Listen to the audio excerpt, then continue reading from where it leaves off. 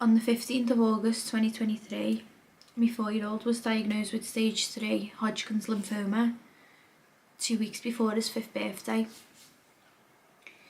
We took him to his GP in April and asked if they could do his bloods, to which my doctor responded he doesn't need his bloods doing and that we should speak to his school about autism.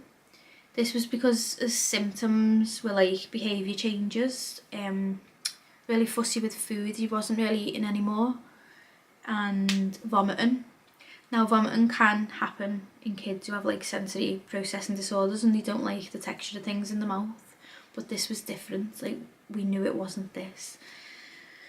Anyway, we went ahead, spoke to his teacher and we agreed to do like a routine with him, like where we can put things up and say, this is what we're doing today, we're going to get you dressed for school, we're going to do this, we're going to do that, and see if it helped. It didn't help. So we took him back in about July because his symptoms started getting worse. Now his symptoms were weight loss, very, very pale. He was sweating terrible in his sleep, and I mean like someone had threw a bucket of water over him. He had deep set dark and sunken eyes. He had random bouts of vomiting and random temperatures, which weren't related to anything else. Like it wasn't to do with like a virus or like a cold or infection, because it never got passed on to his other 3 siblings. It happened only to him, and that's how we knew it was a him problem. It was something that was going on in his body, and it wasn't him fighting like, I don't know, like a vomiting bug or anything like that. So we took him in. I told the doctor all of his symptoms, what I've just mentioned then, and I sat down and I said, I think he's got cancer. She said, what makes you think that? Like, looked at me like I had about 10 heads, and I explained all of the symptoms.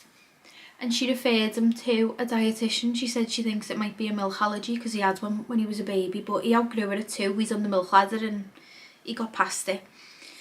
So I was just like, yeah, this is absolute nonsense, but fine. I told her, whilst we wait for this appointment with the dietitian, I'm going to put him on a dairy-free diet so that when I see this dietitian I can say, he's been dairy-free for 2 weeks and he's still symptomatic.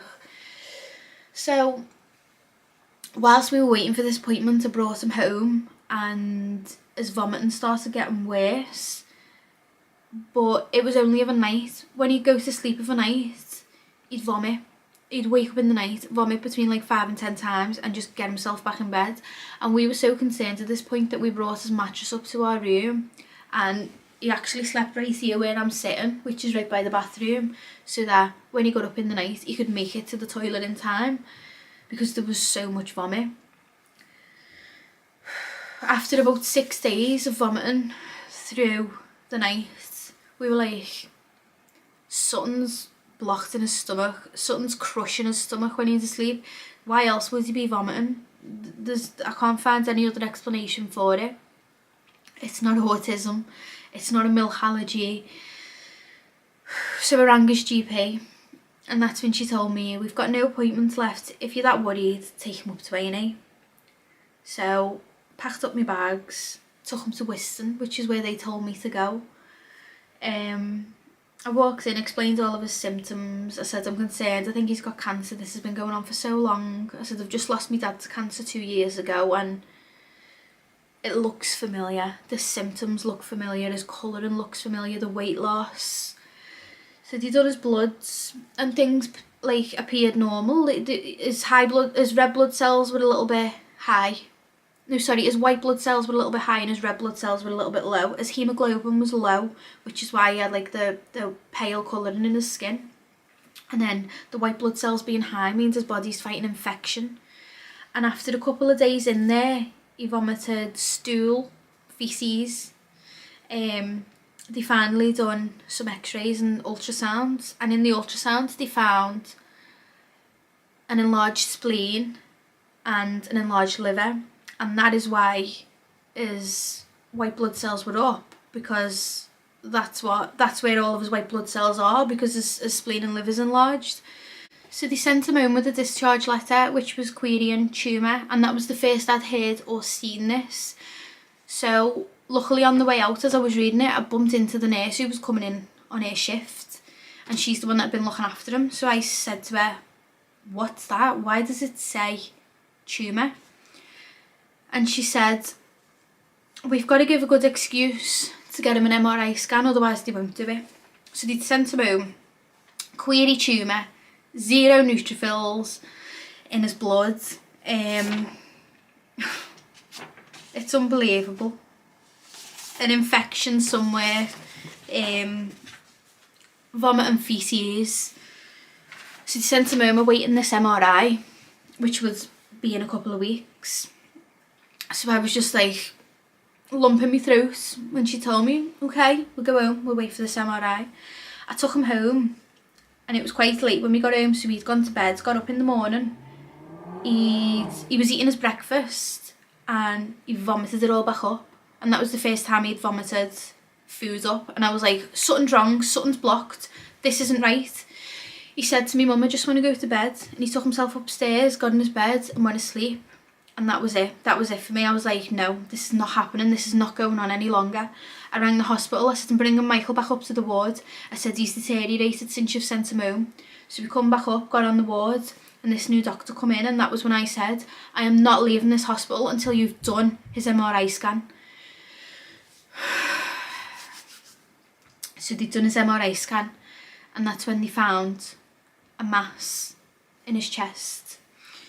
Now, I don't know how to do that stuff where like you can put a picture up, but if you go over to @LifeWithTheRascals on Instagram, his pictures and stuff are there, and all like his updates.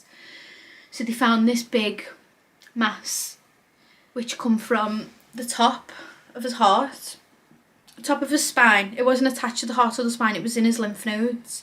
So it come from above his heart, round and down the back of it, right down his spine, and then below that there was a couple more masses, tumours. The doctor said to us, it was a Friday at this point, he said, "We'll transfer you over to Alder Hey on Monday because it's the weekend and we're busy." And we just looked at each other, we were like, "You've just found out there's a 4-year-old with a ginormous tumour in his chest, and you want to keep us in this hospital where you've neglected us for 5 days and ignored our concerns?" His dad said, "No chance." He said, "If you don't get him over to Alder Hey right now, I'll take him myself in the car and go up there." And at that point they were like, "Fine, we'll do it." Of course they're going to do it. Do you know what I mean? Like, they're going to get themselves in trouble otherwise. I'm not done with Whiston. How they've treated my son is appalling. So we left that hospital, did not want to be under their care any longer, not for a second longer. So they got us down to Alder Hey, and that's when they put us in our room. Number one, we were in there for about 3 weeks. So a doctor came in when we got in there. It must have been about 12 o'clock at night, but this lovely doctor come and sat with us for about 2 hours, and he told us everything, how it's going to work, what they're going to do, what the next steps are, exactly how it should be, especially when it comes to kids. So he sat us down, he said, "We think it's lymphoma. We're not sure what type of lymphoma, but it could be lymphoma. It also could be this, but it's not it might not be that. It's more likely to be lymphoma." So we were stuck on that. We were holding on to, okay, it's lymphoma, it's very treatable. So we held on to that, and then for the next 2 weeks he was on antibiotics and he was also on steroids. He was on the antibiotics because he had the signs of infection, so they were trying to get rid of that before they do his biopsy, and then he was also on the steroids so that they could try and shrink the tumour down so that they could do the biopsy as safely as possible, because of where the tumour is. It's so close to like all of his vital organs, and everything's so swollen that it could just get messy. So 2 weeks passed and he was on all these wires. We'd never seen our kid in a state like this. He had wires left, right and centre with all kinds of stuff going into his body, and we went down to theatre and got put to sleep. They done a bone marrow biopsy and a tumour biopsy, and then it was on the 15th that they come in and sat us down and they told us everything, and I can remember it telling me it's Hodgkins lymphoma. And during them 2 weeks I'd done that much research trying to figure out what was going on myself, that as soon as she said Hodgkins lymphoma, I just burst into tears. I was so relieved, like, it's curable. She told us we're going to cure him, we can cure him. So that was on the 15th. On the 16th he went straight onto his chemo, and since then he's done 2 rounds of chemotherapy, and it hasn't been easy. There's been a lot of like mess ups as line, as central Hickman line that you get your chemo through and stuff has failed, and he's had to have like it replaced, and he's had a bit of trouble with like different cannulas and things like that, and he's had infections, so he's had to be in and out on antibiotics because his temperature's been going up and things like that. But the second time round, he's just completed his second round, everything went so smooth. I'm constantly checking him. I'm like, why has he not got a temperature? Like, why is he okay? He's so happy and so well in himself. And that's because they've recently told us, after a CT scan he had last week, that his tumour has shrunk significantly. Now, we don't know like the exact measurements and things like that. They've not told us yet. I'm going to get an appointment soon with them to find out, because I want to know and I want to see it for myself. But they've told us it's significantly shrunk, and it's reduced a lot of his pain and the pressure in his tummy. He's always had a sore tummy for months, and finally like the pain's gone. But now he's got like the side effects of the chemotherapy, which he's struggling to walk a little bit. He's got like pains in his feet, and he's on regular morphine, but he's doing really well.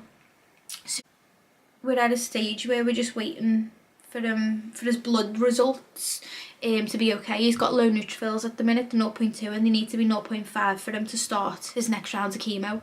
So he's got 4 rounds left, alongside possible radiation at the end of treatment. So he's going on Wednesday, it's currently Sunday. He's going on Wednesday to have his bloods done, and hopefully, fingers crossed, his neutrophils are up and we can crack on and get this 3rd round done.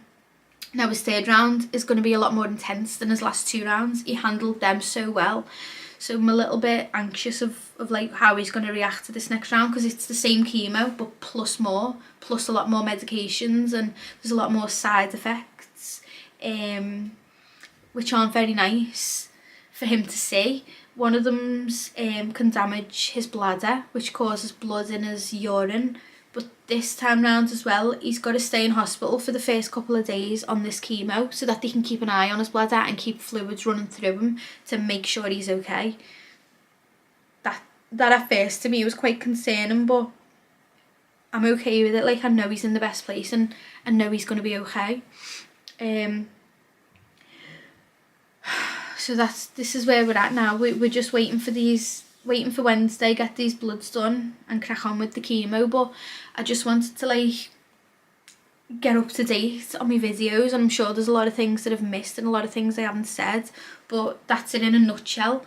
I mean, it's been such a long process, and I could sit here talking about it for hours and hours, but this is where we're at now, and I want to carry on trying to kind of like keep up to date with videos, so that not only have like I got this to look back at, Michael's got this to look back at, and he can see what he's had to go through, and it raises awareness. Like, anyone watching this can see what kids with cancer have to go through, and I just think it's so important that people kind of see, you know what I mean. There's adults going through chemo and it's hard for them, very hard. I lost my dad 2 years ago.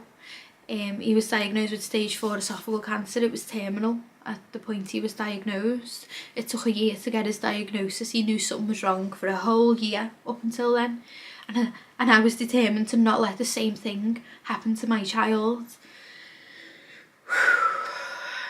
But we're here now, we're getting on with it. He's going to get better. He's going to get better. Some people don't get to hear that, and I'm so grateful that, like, I just believe my dad's watching down. We're going to get there, we're going to get him better, and it's about time. I've asked Michael would he like to do these videos so that he's got them to look back at, and he's quite willing to. Like, he wants to do them as well. he's excited to become like a little vlogger.